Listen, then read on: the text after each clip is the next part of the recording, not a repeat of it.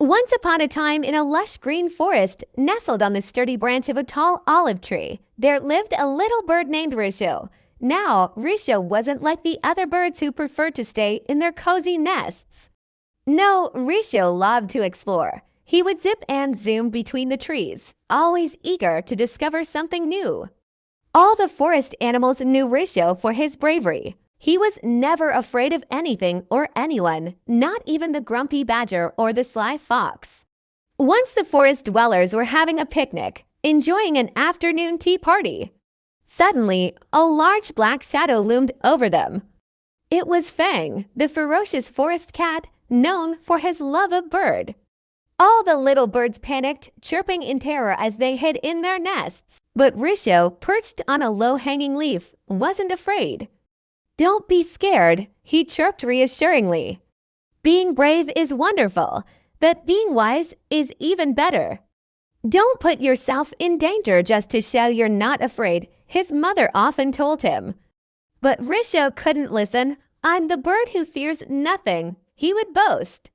And that's exactly what he did. He bravely confronted Fang. "Why are you trying to scare us?" he asked boldly. Fang, taken aback by the tiny bird's courage, decided not to waste his time. He let out a frustrated huff and slunk away. From that day on, Fang never bothered the forest dwellers again. But Risho's bravery wasn't always met with admiration. Sometimes it got him into trouble. One morning, the forest woke up to a strange sound. A thick black smoke was billowing from the direction of the mountain. Birds fluttered about, butterflies flapped their wings frantically, and small animals scampered around in a panic. "There's a fire! There's a fire!" they cried. An old wise turtle named Nora slowly made her way to the gathered crowd. "I believe there's a fire in the far forest," she said. "We must warn everyone and leave this place quickly." The problem was many animals lived deep in that distant forest and had no idea about the danger. The road to them was through thorny bushes and steep hills. Soon, all the animals started to complain. "Who will go and warn them? The path is too dangerous," they cried. Risho stood up on his little twig, puffed out his chest, and declared, "I will go. I'm not afraid of anything." His mother immediately cried, "Risho, don't do it. The path is hard and you're still so little." But Risho wasn't listening. "I'm not little," he retorted. "I'm brave and I'll be fine." With that, Risho took flight. He flew over sparkling rivers and strong winds, but his heart never skipped a beat. Finally, he reached the far forest.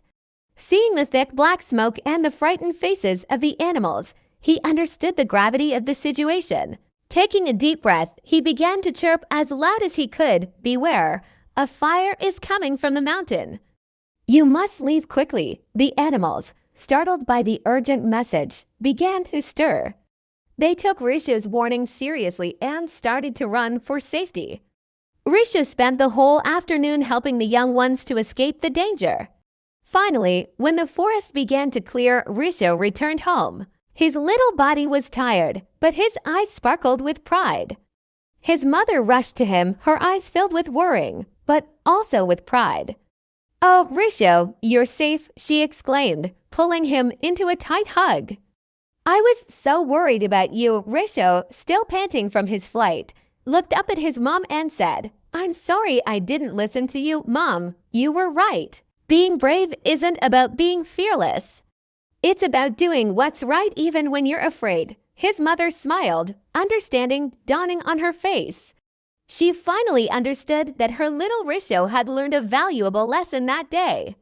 That day, the forest celebrated Risho. Not only had he shown incredible bravery, but also wisdom and kindness. He proved that true courage wasn't about pretending to have no fear, but using both your heart and your mind to help others and face challenges wisely.